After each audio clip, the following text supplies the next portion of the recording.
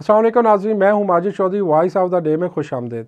नाज़रीन, आज हम बात करेंगे पीआईए जो कि माजी के अंदर एक शानदार रिकॉर्ड रखता है। ये एक ऐसा इदारा है जिसने पाकिस्तान का नाम पूरी दुनिया में रोशन किया। बल्कि पीआईए वो एयरलाइन थी जिसने बड़ी बड़ी एयरलाइंस को खड़ा किया। आज ख़ास तौर पे जब मिडिल ईस्ट की हम बात करते हैं तो उसके पीछे भी पीआईए का हाथ है। आज बदकिस्मती से पीआईए वहाँ पे खड़ा है जो आखिरी सांसों पे है। बल्कि ये गवर्नमेंट ने फैसला कर लिया है कि पीआईए की निजकारी कर देंगे, इस इदारे को किसी के हवाले कर दिया जाएगा। गवर्नमेंट का ये मौक़िफ़ है, ख़ास तौर पे वो ये कहती है कि ये ओवर एम्प्लॉयमेंट और इसके अलावा जो माजी में भर्तियाँ की गई, ख़ास तौर पे पीपल्स पार्टी के हवाले से वो कहते हैं, नून लीग का ये मौक़िफ़ है कि जरदारी साहब के दौरे हुकूमत में एम्प्लॉयज़ को ज़्यादा तादाद में भर्ती किया गया और ख़ास तौर पे उनकी डिग्रियों को भी नहीं जांचा किया। और इसी तरह सबका जो हमारी गवर्नमेंट थी पीटीआई, उसमें जो हमारे एक मिनिस्टर थे जो पीआईए के थे, उन्होंने बल्कि पूरी दुनिया के अंदर पीआईए का जिस तरीके से बोलबाला किया वो सब जानते हैं। तो आज इसी मौजू के ऊपर हम बात करेंगे। हमारे साथ मौजूद हैं सुहेल मुख्तियार साहब जो कि पीपल्स यूनिटी जो ऑर्गेनाइजेशन है यहाँ पे पीआईए की एम्प्लॉयज़ की, उसके जनरल सेक्रेटरी हैं। आज हम उनसे बात करेंगे गवर्नमेंट का और जो हमारी ये पीपल्स यूनियन है, जो भी यूनियन है, उसका मौक़िफ़ क्या है, इसके अंदर तज़ाद क्या है, दर हकीकत इसके पीछे क्या ऐसा काम है जिसको आप कह रहे हैं कि पीआईए की निजकारी नहीं होने देंगे और गवर्नमेंट कह रही है कि ये एक सफ़ेद आती है, हर साल हम इसका खसारा बर्दाश्त कर रहे हैं और आवाम के टैक्सेस की मद में जो हम कलेक्ट करते हैं वो पीआईए को हम फ़ंड दे देते हैं। हर साल ये इदारा खसारे में जा रहा है। ये खसारे में क्यों है? अस्सलाम वालेकुम। वालेकुम अस्सलाम। जी सुहेल साहब, सबसे पहले ये सर बताइएगा, ये पीआईए की निजकारी क्यों हो रही है और इसके पीछे आप क्या समझते हैं, क्या मकासद है? जी बिस्मिल्लाहिर्रहमानिर्रहीम। जनाब चौधरी माजिद साहब, सबसे पहले तो मैं आपका और आपके चैनल आवाज़ इस्लामाबाद का बेहद मशकूर और ममनून हूँ कि आपने हमें ये मौका मुहैया किया कि हम आपके चैनल की वसातत से अपना मौक़िफ़ आप लोगों के सामने और आवाम के सामने ला सकें। गुज़िश्ता काफ़ी दिनों से पाकिस्तान के अंदर, पाकिस्तान के इलेक्ट्रॉनिक मीडिया पे एक मखसूस नैरेटिव बिल्ड किया जा रहा है। हमारे वज़ीर जनाब मोहतरम फवाद हसन फवाद साहब की जानिब से उन्होंने एक नैरेटिव बिल्ड किया कि पीआईए जो उनसा वो ना सिर्फ खसारे का शिकार है बल्कि ये एक सफ़ेद हाथी है, ये पाकिस्तान की मईशत पे बहुत बड़ा बोझ है और पाकिस्तान के अवाम जो टैक्स पेयर अवाम है उनका रोज़ाना 55 करोड़ रुपया इस इदारे के ऊपर खर्च किया जा रहा है। ये इस किस्म की बातें करके दर हकीकत वो अवाम को हकीकत हाल से आगाह नहीं करना चाहते, वो आवाम को गुमराह कर रहे हैं। वो लोगों को ये ऐसा तासुर देना चाहते हैं कि पाकिस्तान की डूबती हुई मईशत, पाकिस्तान की मईशत की तबाही की सिर्फ़ और सिर्फ ज़िम्मेदारी जैसे सिर्फ पीआईए पर है। अगर पीआईए खुदा ना खास्ता प्राइवेटाइज़ ना हुआ तो मुल्क की मईशत तबाह हो जाएगी, इसलिए रात से पहले इसको प्राइवेटाइज़ कर दिया जाए। ये फवाद हसन फवाद साहब और जिस जमात से वो ताल्लुक़ रखते हैं, मैं बिल्कुल खुल्लम खुल्ला ये बात कहना चाहता हूँ कि सबको रोज़े रोशन की तरह पता है कि दर हकीकत उनकी डोरियाँ कहाँ से हिलाई जा रही है। इनका ये पुराना मौक़िफ़ चला आ रहा है कि ये किसी न किसी तरीके से पीआईए को ख़रीदे, ये पीआईए को बेचना नहीं चाहते। नहीं, मैं यहाँ पे थोड़ा इंटरप्ट करूँगा, क्या वाकई आप कह रहे हैं ये ख़रीदने जा रही है? ये पीआईए को ख़रीदना चाहते हैं। दर हकीकत पीआईए के असासों पर पाकिस्तान के अंदर मखसूस लॉबी की बहुत ज़माने से ये नज़रें गड़ी हुई हैं। पाकिस्तान इंटरनेशनल, जिस तरह आपने पहले अपने बयान में फरमाया, आपने बात की कि पाकिस्तान की पूरी दुनिया के अंदर कौमी परचम बरदार ये एयरलाइन जो दुनिया भर की फ़ज़ाओं में पाकिस्तान के परचम को जिसने सरबुलंद किया, दुनिया की बड़ी बड़ी एयरलाइन जो आज टॉप 5 के अंदर जिनका शुमार किया जाता है, उनको बनाने में, उनकी बुनियादें रखने में पीआईए का बड़ा अहम किरदार रहा है। आज वो पीआईए जब अपने अरूज के दौर में थी, उसने इतने बेशुमार असासे बनाए जो ना सिर्फ पाकिस्तान के अंदर बल्कि बैरूनी दुनिया के अंदर भी, अमेरिका के अंदर, फ्रांस के अंदर, सऊदी अरेबिया के अंदर, हॉलैंड के अंदर और दुनिया के दीगर ममालिक के अंदर और पाकिस्तान के तमाम बड़े शहरों की प्राइम लोकेशंस के अंदर PIA के सैकड़ों अरबों रुपए के मालियत के असासे हैं जिनको ये किसी ना किसी तरीके से हथियाना चाहते हैं। इन्होंने, अगर आप देखें, उनकी इतनी जल्दबाजी है और उनको इतना डर और खौफ है इस बात का कि अभी सदारती आर्डिनेंस लाया जा रहा है कि PIA और दीगर इदारों की निजकारी को आप पाकिस्तान की हाई कोर्ट्स के अंदर चैलेंज नहीं कर सकते। ये कैसा जुल्म और ज्यादती है कि इंसाफ के लिए या दूसरा मौकफ रखने के लिए, देखें आज इनकी हुकूमत है, इनके पास ताकत है, इनके पास इख्तियार है, इन्होंने मीडिया को तो मैनेज कर लिया। एक वन साइडेड मौकफ लोगों के सामने लाया जा रहा है, हमें मौकफ नहीं पेश करने दिया जा रहा। हम ये चाहते हैं, हमारी ये ख्वाहिश है कि वजीर मौसूफ आए किसी प्रोग्राम में, वो भी बैठे हों, हम भी बैठे हों, वो भी लोगों के सामने हकीकत रखें, हम भी हकीकत रखें कि दरअसल ये असल मसला है क्या, इसकी अगर निजकारी होनी है तो क्यों ज़रूरी है, और अगर रुकनी है तो वो क्यों ज़रूरी है। देखें, पाकिस्तान इंटरनेशनल एयरलाइन एक कमर्शियल इदारा बिल्कुल खालिस्तान नहीं है, ये पाकिस्तान के अंदर सर्विसेज प्रोवाइडर भी है। आज अगर आप पाकिस्तान के अंदर जो प्राइवेट सेक्टर के अंदर दूसरी एयरलाइनें चल रही हैं, उनमें से कोई भी एयरलाइन पाकिस्तान के शुमाली इलाका जात में लोगों को सर्विसेज मुहैया नहीं कर रही। अगर आप देखें, गिलगित हम चला रहे हैं, स्कर्दू हम चला रहे हैं, चित्राल हम चला रहे हैं, गवादर हम चला रहे हैं, पसनी हम चला रहे हैं, पंजगूर हम चला रहे हैं, सखर हम चला रहे हैं। ये दूसरी प्राइवेट सेक्टर की एयरलाइनें ये सर्विसेज प्रोवाइड नहीं कर रही। जो सिर्फ और सिर्फ पाकिस्तान के अंदर PIA प्रोवाइड कर रही है वो रिमोट एरियाज जहां पर पसमानदा लोगों को लाना ले जाना एक बहुत बड़े मसाइल होते हैं, उनके लिए PIA ये सर्विसेज प्रोवाइड कर रही है। हम पूरी दुनिया के अंदर से जब भी पाकिस्तान के अंदर कोई हादसात रूनुमा हुए हैं, चाहे जलजला आया, पाकिस्तान के अंदर सैलाब आया, पूरी दुनिया ने जो इमदाद दी PIA उनको बगैर बिला मुआवजा के पाकिस्तान के अंदर लेकर आई। कोई दुनिया की एयरलाइन या प्राइवेट सेक्टर की एयरलाइनें पाकिस्तान की वो नहीं लेके आती। दुनिया भर के अंदर जो ओवरसीज पाकिस्तानी है, अगर खुदा न खास्ता हमारे किसी भाई की, बहन की, किसी तारकीन वतन की डेथ हो जाती है तो सिर्फ PIA पाकिस्तान की वो वाहिद एयरलाइन है जो वहाँ से अपने तारकीन वतन की डेड बॉडीज़ को भी फ्री ऑफ कास्ट लेकर आती है। पाकिस्तान के अंदर दिफाई मामलात के हवाले से बेशुमार PIA की खिदमात है ऐसी जिनको भुलाया नहीं जा सकता।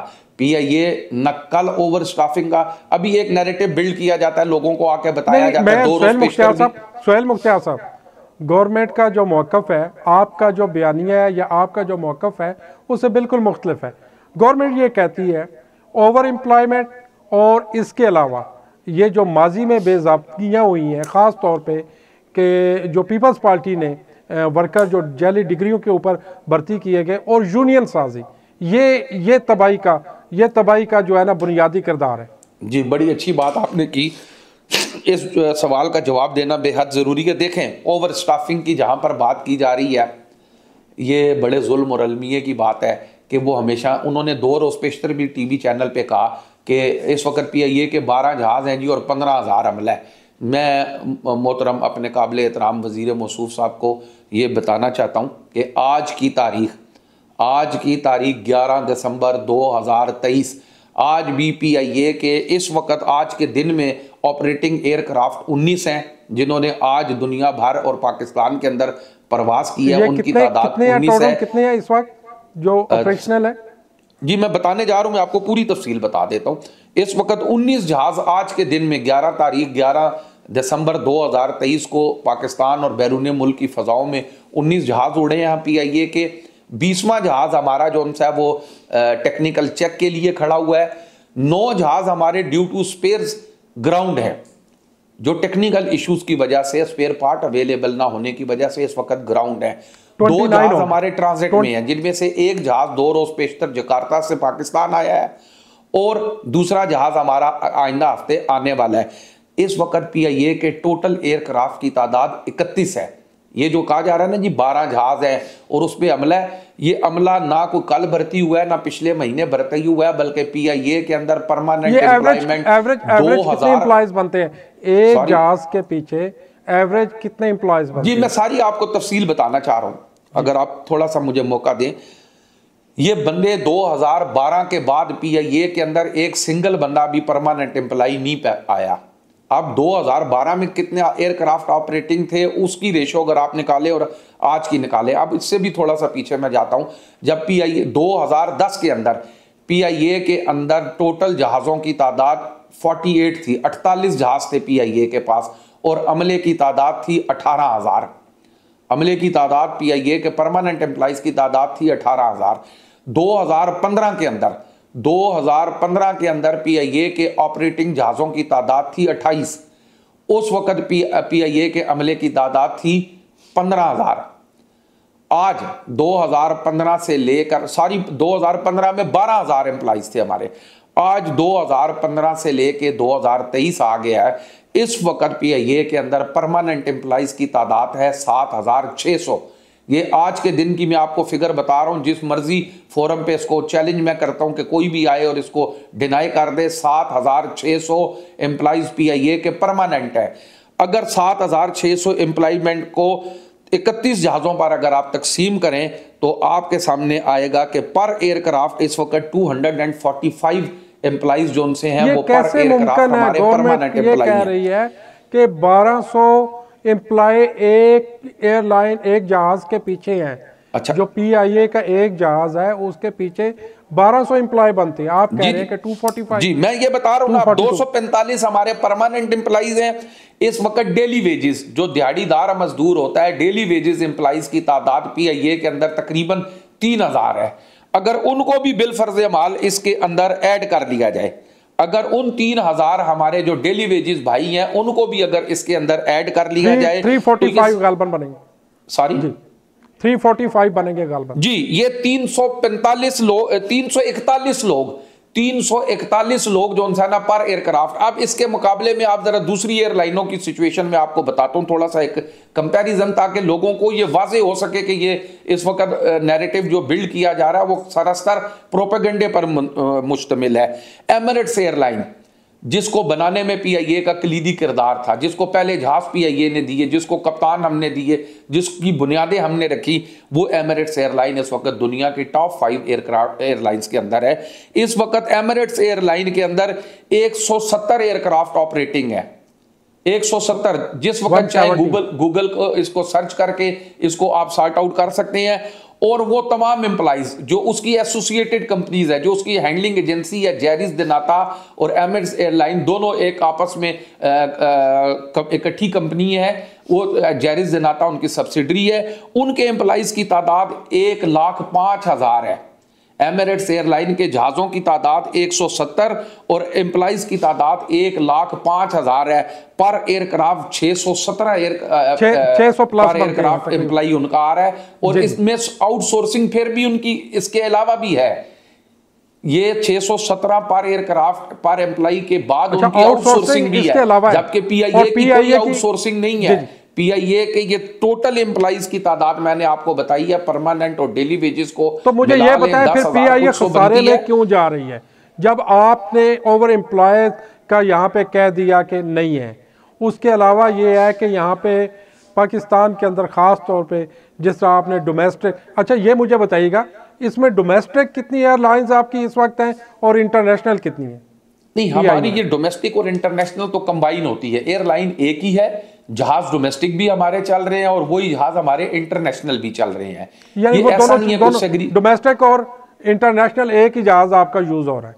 जी, एक वो सारे जहाज जो उनसे हैं, वो सिवाय एक हमारा जो छोटा जहाज है ATR, वो डोमेस्टिक रूट पे सिर्फ चलता है, गिलगित और स्कर्दू और छोटे स्टेशन पे जाता है। अदरवाइज वो तमाम एयरबस 320 जो उनसे हैं या बोइंग 777, वो डोमेस्टिक और इंटरनेशनल तमाम रूटों पर तमाम जहाज ही चलते हैं। इसके अलावा मैं एक नुक्ता और आपकी प्रोग्राम की वसातत से क्लियर करना चाहता हूं। ये जो ओवर स्टाफिंग की बात करते हैं ना, इनसे सिर्फ इतना मेरा ये सवाल है कि अगर ओवर स्टाफिंग इस PIA की तबाही का या खसारे का बायस थी, तो 2015 के अंदर जब हमारे 12,000 एम्प्लॉइज थे और आज 2023 के अंदर हमारे एम्प्लॉइज की तादाद 7,600 रह गई है। 5,000 एम्प्लॉइज जो उनसे हैं वो कम हुए हैं। 5,000 एम्प्लॉइज हमारे कम हो गए हैं। 2010 में हम 18,000 थे, लेकिन 2010 से लेके आज तक मुतवातर खसारा बढ़ता चला जा रहा है। होना तो ये चाहिए था कि एम्प्लॉइज कम हो गए हैं, एम्प्लॉइज की तादाद इतनी महदूद हो गई है तो इसके खसारे में कोई कमी आनी चाहिए थी, लेकिन खसारा तो दिन दुगनी रात चुगनी तरक्की करता जा रहा है। अच्छा, मेरा सवाल सोहेल साहब, मेरा सवाल ये भी है कि PIA का हर साल खसारा कितना है एवरेज, और अब तक टोटल खसारा कितना है, और इसके पीछे वजूहात क्यों हैं, कि कौन सी वजूहात हैं जिसमें ये हर साल खसारे में ही जा रहा है? दुनिया की एयरलाइंस प्रॉफिट में जा रही है, PIA खसारे में जा रहा है। ठीक हो गया जी। दुनिया, बड़ी अच्छी बात आपने की है। देखें, दुनिया पूरी के अंदर ना मईशतें आगे बढ़ रही हैं, पाकिस्तान की मईशत भी खसारे का शिकार होती चली जा रही है। हम पाकिस्तान से कोई अलग किसी सिस्टम में नहीं बैठे हुए, पाकिस्तान की मईशत के अंदर ही हमारा भी सिस्टम चल रहा है। अब इसका खसारा जो सा ना वो इतना ग्रेजुअली तेज़ रफ्तारी से बढ़ा क्यों है, ये समझने की बात है। देखें, असल में पिछले 1.5-2 साल के अंदर, 1.5-2 साल के अंदर जो डॉलर का रेट है, PIA की तमाम लाइबिलिटीज़ जो सी हैं वो हमें डॉलर्स की सूरत में अदा करनी पड़ती हैं। एक साल के अंदर जब डॉलर 180 रुपये से बढ़कर 330 रुपये पे चला गया तो ऑटोमेटिकली हमारा खसारा जो है वो दुगना हो यहाँ गया। पे मेरा ये बड़ा ज़रूरी सवाल है कि आपने ये जितने भी एग्रीमेंट किए हुए डॉलर्स में क्यों किए हैं, लोकल करेंसी में क्यों नहीं है? नहीं, ये देखें, ये हम जिनसे जो हमारे जहाज़ हैं वो इंटरनेशनली जब खरीदे जाते हैं तो उनकी लीजिंग, उनके तमाम एग्रीमेंट्स जो उनसे हैं वो डॉलर्स में ही होते हैं। हमने एक एयरक्राफ्ट का छोटे से छोटा अगर कोई पुर्जा भी खरीदना है वो सिर्फ हम डॉलर में खरीद सकते हैं, और वो रिकग्नाइज जो कंपनी है उसके अलावा हम किसी से नहीं खरीद सकते।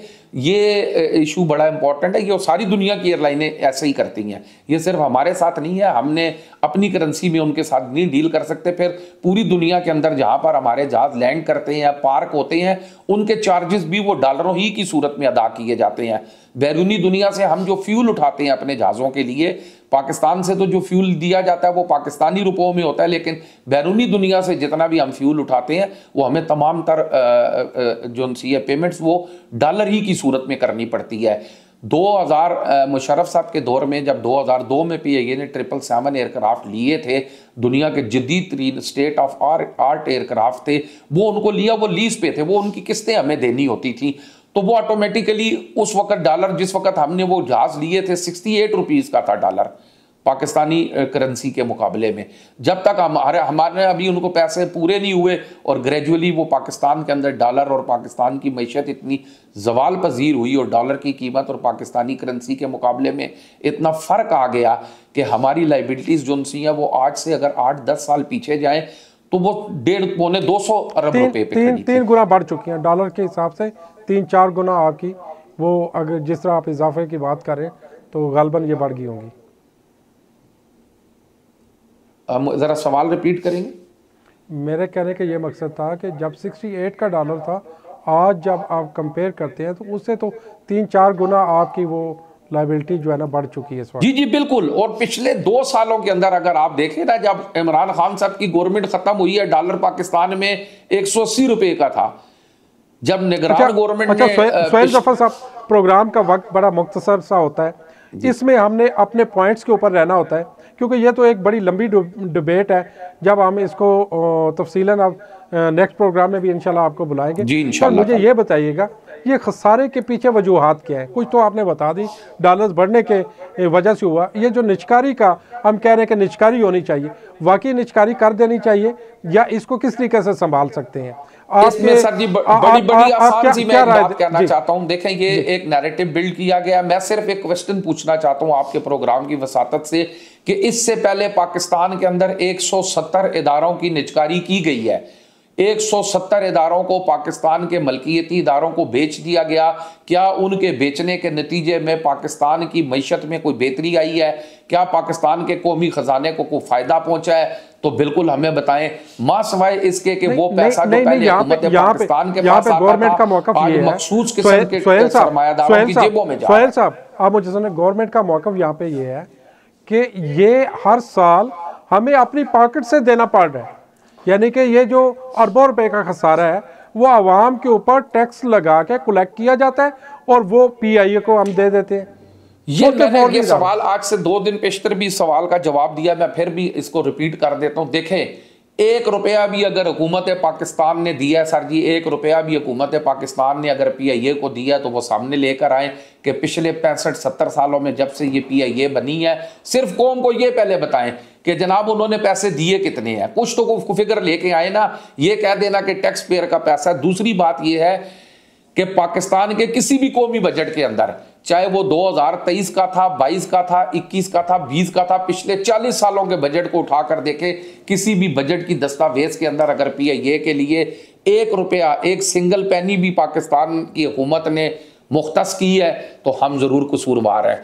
सिर्फ ये पाकिस्तान की गवर्नमेंट ऑफ पाकिस्तान हमारे कर्जों को रीशेड्यूल करवाती है, वो सॉवरेन गारंटियां बैंकों को देती है बतौर स्टेट ओन इंटरप्राइजेस के, क्योंकि हम हुकूमत पाकिस्तान की मलकियती इदारे हैं, इसलिए हमारे कर्जों को रीशेड्यूल करने का नाम, हमारे कर्जों के लेने का नाम, उन्होंने अगर ये रख दिया कि ये टैक्स पेयर के पैसे हम खा रहे हैं, खुदा ना खास्ता की हुकूमत दे रही है, तो ये खालिस्तान झूठ पर आपका मौक़िफ़ आ गया, आपका मौक़िफ़ आ गया। अब ये बताइएगा, इस वक्त जो PIA की कुल मालियत है या इस असासे की जो कीमत है, वो आप क्या एस्टिमेटेड, क्या आप समझ सकते हैं कितनी होगी, और गवर्नमेंट किस तरह? हम कहते हैं जी कि हर चीज को गूगल पे सर्च करें, अपने पास से कुछ भी नहीं हम कहना चाहते। गूगल कहता है कि $1 अरब मालियत का तो सिर्फ हमारा रोज वैलेट होटल है, 500 मिलियन $1 अरब का हमारा स्क्राइब होटल है। अगर सिर्फ इन दो इदारों का, होटलों की मालियत का अगर आप अंदाजा लगाएं, $1.5 अरब को अगर आज के रेट 280 रुपए से भी मल्टीप्लाई करेगा तो वो कम से कम 400-450 अरब रुपया सिर्फ ये दो चीजों, ओवरऑल तकरीबन आपका कर्जा उतर सकता है अगर इस तरह के 2-4 असासे आप सेल कर दें। हमारा कर्जा जो हमारे पर लाइबिलिटीज है सर जी, वो 750 अरब रुपए की हैं, जो हमने बैंकों का देना है, हमने हुकूमत पाकिस्तान का नहीं देना, हमने मुख्तलिफ बैंकों का देना है।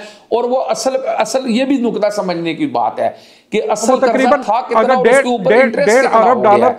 असल बात ये है कि हमारे ऊपर कर्जा 250 अरब रुपए का था, जिसके ऊपर हम सैकड़ों अरब रुपया इंटरेस्ट की मद में भी अदा कर चुके हैं।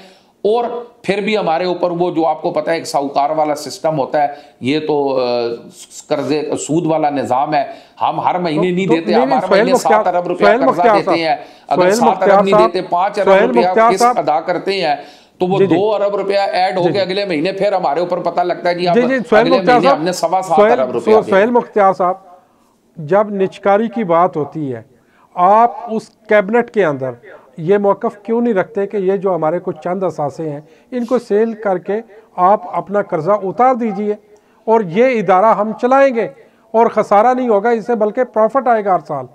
अच्छा, इसमें सर जी देखें, ये तो फैसले हुकूमतों ने करने हैं।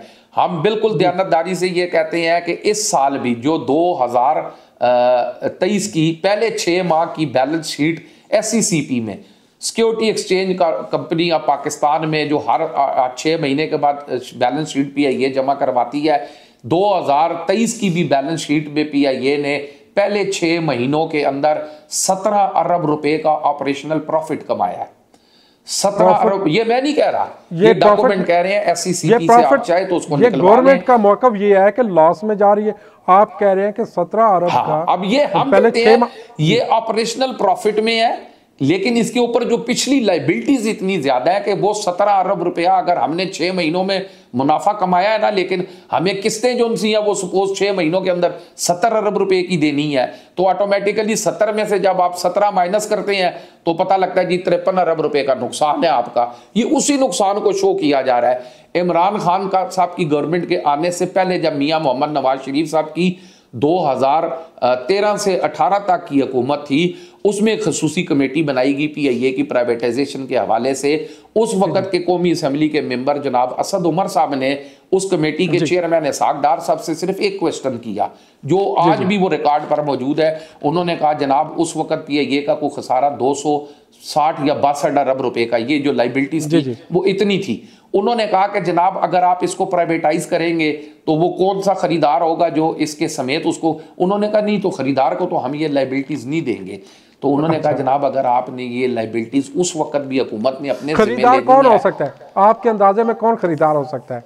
बेशुमार खरीदार है सर जी। मैंने आपको पहले बताया कि एयरलाइन को खरीदने वाले कम है PIA की, एयरलाइन को बहैसियत एयरलाइन के खरीदार कम है, PIA के असासों के खरीदार बहुत हैं और वो सारी दुनिया को पता है कि उसके पीछे कौन से खरीदार हैं। हम उसकी ज्यादा बात इसलिए नहीं करना चाहते कि ये गैर मुनासिब सा रवैया होगा। सबको पता है कि दर हकीकत जिन लोगों की बड़े जमाने से ख्वाहिशात चली आ रही है के ऊपर शब खून मारा जा रहा है, तो आप उनका नाम बताने से क्यों नहीं, कतराते नाम हैं? इसलिए सबको पता है कि फवाद हसन फवाद साहब किसकी नुमाइंदगी कर रहे हैं। वो निचकारी के मिनिस्टर हैं। PIA की निचकारी के लिए मीटिंग बुलाई जाती है लाहौर एयरपोर्ट पे, उसमें साबिक वजीर हवाबाजी जनाब साद रफीक साहब को बिठाया जाता है। ना अब वो कौमी असम्बली के मेंबर हैं, ना वो को वजीर हैं, वो साबिक हैं और एक सियासी जमात के बहुत बड़े सीनियर लीडर है। उनको बुला के जब आप PIA की प्राइवेटाइजेशन की मीटिंगों में बिठाते हैं तो सब लोगों को पता लग जाता है कि दर हकीकत इस प्राइवेटाइजेशन के पीछे कौन से मकासद और किन लोगों के मकसूद मकासद जो उनसे वो कार फरमाए। अच्छा, ये मुझे बताइएगा कि ये जो खसारा कब से शुरू हुआ और इसके पीछे कौन कौन से मिनिस्टर आप यानी कि जो जितनी भी कैबिनेट या मिनिस्टर उसके अंदर आप समझते हैं कि कसूरवार हैं, क्या उनको भी बुला के नहीं पूछना चाहिए कि ये जो खसारा है ये किस तरीके से, अगर आपने 3 साल 5 साल इस इदारे की नुमाइंदगी की तो आज आप भी जवाब देना ये क्यों खसारे में चला गया। बहुत अच्छी बात आपने, बहुत खूबसूरत बात की माजिद साहब। ये मेरा रोजे रोशन पहले दिन से जो ना रोजे रोशन की तरह सवाल है। PIA का खसारा जिस दिन से शुरू हुआ है, चाहे कोई भी सियासी जमात थी, गैर सियासी जमात थी, किसी की भी हुकूमत थी, कोई भी जिम्मेदार था, बिल्कुल हम अलल ऐलान कहते हैं, हम मुतालबा करते हैं, हम चीफ जस्टिस ऑफ पाकिस्तान जनाब मोहतरम काजी फाइज ईसा साहब से मुतालबा करते हैं, हम chief of army staff general Asim Munir साहब से मुतालबा करते हैं, हम वजीर आजम जनाब अनवारुल्लाह काकड़ साहब से मुतालबा करते हैं कि सर इससे पहले कि आप इसको बेचें, पहले एक जुडिशल कमीशन कायम करें। बिल्कुल जो पहले दिन के खसारे से लेके आज के दिन तक जो लोग भी इसके जिम्मेदारान हैं उनको कटहरे में लाया जाए, चाहे उसमें यूनियन का कोई शख्स है, PIA का छोटे से छोटा कोई मुलाजम है, PIA का डायरेक्टर है, जनरल मैनेजर है, CEO है, MD है, तमाम के तमाम लोगों का एहतसाब किया जाए। जो लोग भी इस इदारे को नुकसान पहुंचाने के जिम्मेदारान हैं, जिनमें मेरी ज़ात भी शामिल है, मेरे समेत हर शख्स का बिल्कुल उसकी अकाउंटेबिलिटी की जाए और जो लोग आज इदारों से फारिग हो चुके हैं, अगर वो जिंदा और अक्सरियत उनकी जिंदा है, उन लोगों को उनका एहतसाब करके सबसे पहले इसकी वजूहात और इसकी रिकवरी की जाए। करता हूँ सोहेल जफर साहब, सोहेल मुख्तार साहब, अब प्रोग्राम का वक्त यहाँ पे ख़त्म हो रहा है। इंशाल्लाह नेक्स्ट प्रोग्राम में आपको फिर हम इनवाइट करेंगे और हमारी ये कोशिश होगी कि जिस तरह आपने तफसीलन आज ऐसे हक़ाइक़ से आपने आगाह किया कि जो हमारे नाज़रीन को इस वक्त तक नहीं पता था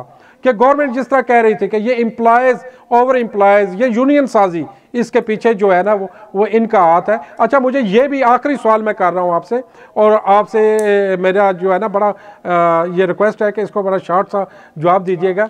सर, ये जो परचेजिंग है, यूनियन साजी का अख्तियारात क्या है, कहाँ तक वो, यानी कि बजट को वो देखता है, जहाज़ों की खरीदो फरोख्त को वो देखता है, किन किन चीज़ों को वो देखता है? अच्छा, इसमें सर की बड़ी अच्छी बात आपने की। जब PIA दुनिया के टॉप 5 एयरलाइंस के अंदर थी, जब दुनिया पूरी के ऊपर PIA का एक बहुत बड़ा नाम था और PIA राज कर रही थी PIA के अंदर, तो उस वक्त भी यूनियन थी। अगर ये खुदा न खास्ता यूनियन की वजह से ये सारे मामलात होते तो उस वक्त की यूनियन क्या नहीं थी, वो आज से बहुत ज्यादा ताकतवर थी और बहुत ज्यादा एम्प्लॉइज की ताकत साथ रखती हुई थी। PIA की यूनियन किसी भी सतह पर PIA की पॉलिसी मेकिंग में, PIA के डिसीजंस में हम किसी भी जगह शामिल नहीं होते। मैं माजरत चाहूंगा जी, मैं माजरत चाहूंगा, प्रोग्राम का वक्त खत्म हो रहा है। इंशाल्लाह नेक्स्ट प्रोग्राम में आपको फिर हम जी, काफी सवाल आपके रह गए जिनकी मुझे भी तशनीह है जवाब देने में। हमारे साथ नेक्स्ट टाइम में तमाम चीजों को मौजूद थे और यूनियन के हवाले से जिस तरह इल्जाम तराशी गवर्नमेंट कर रही थी कि ये जितना भी खसारा है और ये जो ओवर एम्प्लॉयमेंट है या इसके अलावा जो डिग्रियों के हवाले से ये शोर शराबा था, उसकी वजह से ये खसारे में जा रहा है, लेकिन उन मिनिस्टर्स का नाम नहीं लिया जाता और माजी के उन किरदारों का नाम नहीं लिया जाता कि जिनकी वजह से आज ये चलती हुई एयरलाइन उस नैज पे पहुंच गई। इसके पीछे किन का हाथ है, उनको भी एक्सपोज किया जाए। अगर ओवर एम्प्लॉयमेंट हुए तो किसने इसको भर्ती किया? अगर इदारों के अंदर आज जाली डिग्रियां मौजूद हैं तो इसके पीछे किन लोगों का हाथ है? इस तरह नाज़रीन इसके पीछे कुछ मकासद और भी नज़र आते हैं, इसके पीछे कुछ और गहरी साजिश भी नज़र आती है। जिस तरह माजी के अंदर जितने इदारों की निजकारी हुई आज तक हम देख रहे हैं कि वहाँ से कोई रेवन्यू और गवर्नमेंट को कोई खातर खा ऐसी चीज़ नहीं मिली कि जिससे हमारे इदारे या हमारे इकानमी बूस्ट अप की हो। नाज़रीन ये आपने प्रोग्राम देखा, इंशाल्लाह नेक्स्ट टॉपिक में एक नए मौजू के साथ दोबारा हाज़िर होंगे। अपने होस्ट माजिद चौधरी को इजाज़त दीजिएगा। अल्लाह हाफिज़।